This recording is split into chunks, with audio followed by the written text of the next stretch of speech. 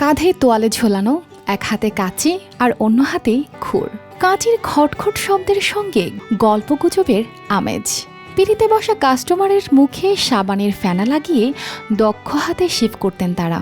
একটা সময় গ্রামের সাপ্তাহিক হাটবাজারে বটগাছের ছায়ায় কিংবা খেয়াঘাটের ধারে বসে চুল দাড়ি কাটানোর দৃশ্য ছিল নিত্যদিনের চেনা ছবি।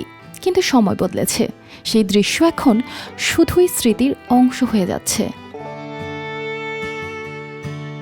পুরুষদের সৌন্দর্যের অন্যতম অনুষঙ্গ চুল ও দাড়ি, তাই যুগে যুগে নরসুন্দরদের গুরুত্ব ছিল অপরিসীম। কিন্তু সময় বদলেছে, আধুনিকতার স্রোতে হারিয়ে যেতে বসেছে সেই চিরচেনা দৃশ্য। ওই টুকটাক মানে খুব একটা হয় না, ওই মনে করেন যে বুড়া হওয়ার লোকজন যদি আসে তাই হয়তো খুব একটা হয় না। এখন বোঝে না, মাটিতে বসে এখন কেউ পছন্দ করে না। এখন ওই বুড়া হওয়া যারা আছে, ওই অল্প বয়সের লোক আবার দেখা আছে যে কোনো গরিব গুন্ডারা যা আছে তারা আসে আমাদের কাছে। টুকটাক ইয়াং সেলিব্রিটি আসে না। ঝিনাইদহের ৬ উপজেলার কিছু সাপ্তাহিক হাটবাজারে এখনও হাতে গোনা কয়েকজন নরসুন্দর পিড়িতে বসে কাঁচির শব্দ তুলে চলেছেন। বসুন্ধরা ডায়াপেন্ট এখন আরও উন্নত। এই হট এয়ার থ্রো টপশিট দ্রুত শোষণ করে সোনামণিকে দেয় কোমল অনুভূতি। যেন নিভে যাওয়া প্রদীপের শেষ আলো। পাকা দোকানের দৌরাত্ম্য, আধুনিক সেলুনের বিলাসিতা ও ব্যস্ত জীবনের ছোঁয়ায় গ্রামীণ নরসুন্দরদের চাহিদা এখন তলানিতে। এই তো আমি তো কাজ শিখলাম আব্বাদের কাছ থেকে, শিখে ওই টুকটাক কাজ করতে করতে এই এখন বিরুদ্ধ হয়ে গেছে। এখন তো ওই এরকম বসেই কাজ করি, সেলুনে তারা এখন আমরা কাজ করতে পারছি না।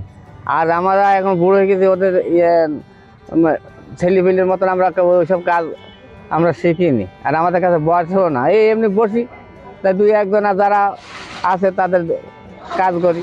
একসময় সকালে বাড়ি থেকে বেরিয়ে মানুষ কোনো আধুনিক পার্লার নয়, হাটের এক কোণে চেনা নরসুন্দরের কাছে গিয়ে বসত। সেই পেশায় ছিলেন শত শত মানুষ। কিন্তু এখন হাতে গোনা কয়েকজন ছাড়া সবাই অন্য পেশায় চলে গেছেন। ও আগে নিতে পারে না, তারপরে তোমার ৫ আনা ৬ আনা এরকম করতে করতে এখন দেখা আছে ৩০ টাকা। আমাদের ভালোই লাগে, আমরাও ঘরে বসে ভালো লাগে না। তবে গ্রামের কোনো কোনো হাটে এখনও টিকে থাকা কিছু নরসুন্দর রয়েছেন।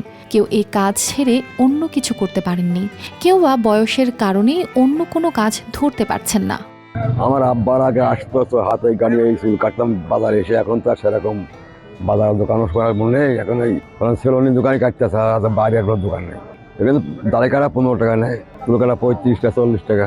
সময় বদলাচ্ছে, পুরনো পেশাগুলো হারিয়ে যাচ্ছে। গ্রাম বাংলার ঐতিহ্যের সঙ্গে জড়িয়ে থাকা নরসুন্দরদের অস্তিত্ব হয়তো একদিন গল্প হয়ে যাবে।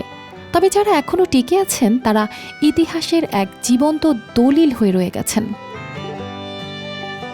News desk, RTV।